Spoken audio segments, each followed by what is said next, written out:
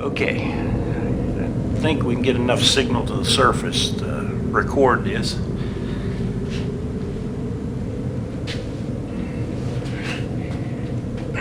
I think after all the searching we've done this week, I think we've located the entrance to Dutch's aluminum mine. Traces of aluminum, beaner parts, even some old Dutch clips. I think this may be it, so we're going to go on in. Okay, as you can see, we're pretty far in. We still found more traces of aluminum. We found old Hershey bar wrappers. We found Slim Jim wrappers. You name it. But we haven't found any trace of the aluminum mine or the digs or the so-called little miners. We're just going to have to keep searching. What are you doing here? This is Dutch beaners. Has nothing to do with the crow's nest. Go on. I've had enough with the birds. Okay? Go.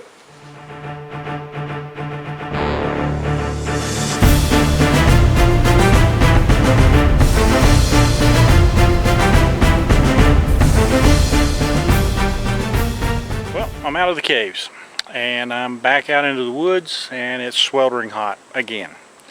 But I wanted to show you the suspension system, the way I've decided I'm going to use this. And the Dutch beaner lends itself to this system and I like it a lot. So what I'm going to do is walk you through it. Of course, I have the hammock hooked up with the lark's head on the continuous loop, which I've tied with blood knots, and hooked to the Dutch beaner. The Dutch beaner is attached to the whoopie sling, which is in reverse from the normal way a whoopie sling goes. It's tied directly to, and in this case, a 40-inch piece of tree hugger, which in this case I wrapped around 2 trees. But that's 40 inches, and that kind of gives you an idea of the circumference of a tree that 40 inches will cover. And it does it nicely. But now you ask yourself, okay, I got 40-inch sling. What am I going to do if it's bigger than 40 inches? Well, if it's bigger than 40 inches, here's what I do. The difference comes when you get to this part of the whoopie sling. You'll notice that I've got it into another continuous loop, a large continuous loop. It's actually am still tied into a loop that when pulled double is 3 feet long. Actually, it's just a little more than 3 feet. It's about 1 meter.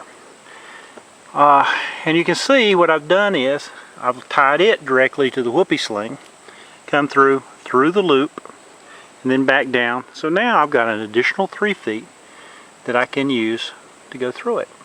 Works great. But you say, hey haul guy, I'm a gram weenie. I don't want to carry an extra loop. Well, I don't know why you wouldn't want to carry an extra loop. They come in handy.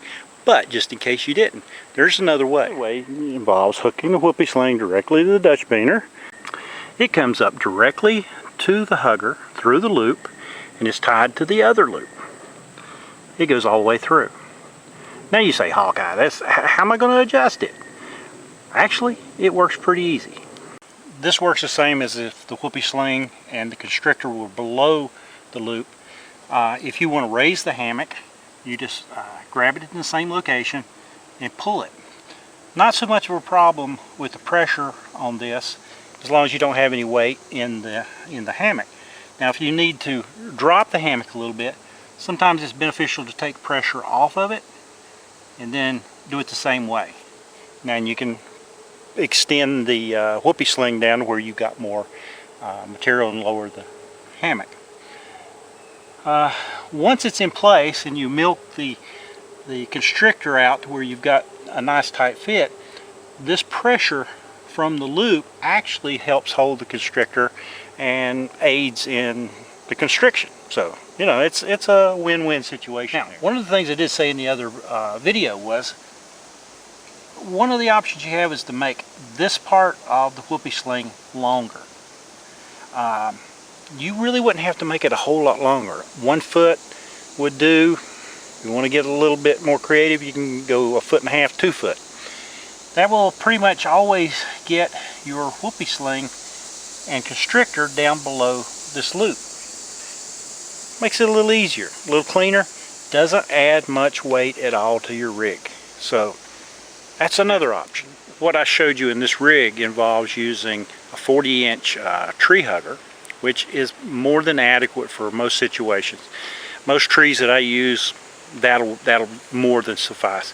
If I run into a heavy set tree or even a larger tree, I'm going to carry that other loop that I've got. I also always carry a little bundle of Amstel that I can make an extension. That works too. Now you'll notice that I used a double loop that's 3 foot long.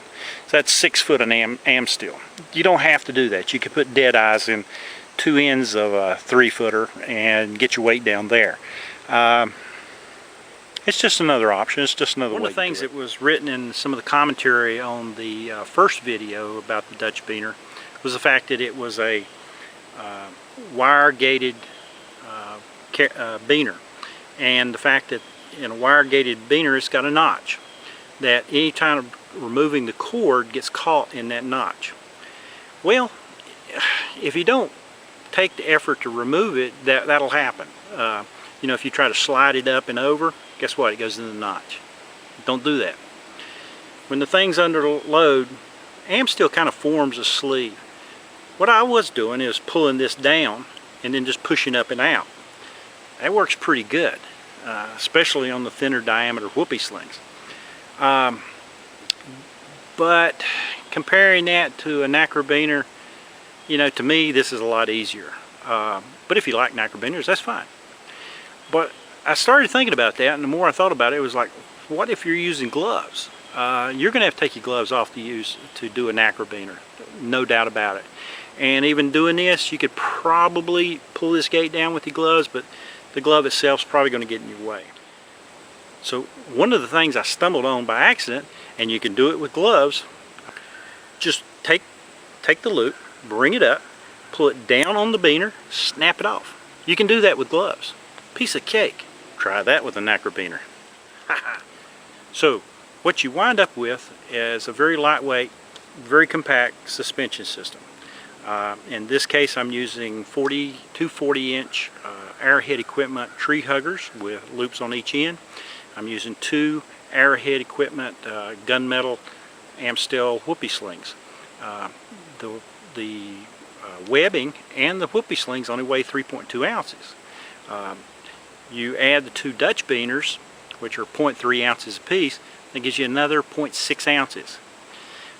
You use this extension loop, which is 6 feet of Amstel, and I've got it tied into a 3-foot loop.